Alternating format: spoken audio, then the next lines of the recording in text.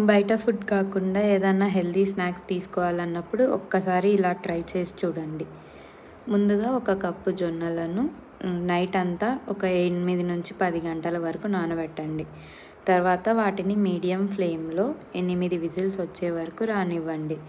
ఒక్కసారి అవి ఉడికాయా లేదా చెక్ చేసుకొని, ఉడికాయ అంటే అందులోకి పోపు రెడీ చేసుకోండి. పోపు కోసము నేను డిఫరెంట్ వెజిటేబుల్స్ ట్రై చేస్తున్నా. ఒకసారి చూడండి.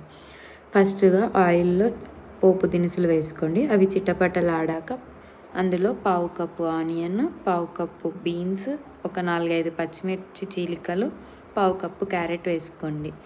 కొంచెం ఈ కూరగాయలు వేగిన తర్వాత అందులోకి ముందే నానబెట్టినటువంటి పెసరపప్పును వేసుకోండి. పెసలు వేసుకోవడం వల్ల మనకు ప్రోటీన్ ఇంకొంచెం యాడ్ అవుతుంది. తర్వాత బఠానీ నేను ఇక్కడ ఫ్రోజన్వి యాడ్ చేశాను. మీరు కావాలి అనుకుంటే ఫ్రెష్ ఉంటే అవి కూడా ముందే బాయిల్ చేసుకొని వేసుకోండి.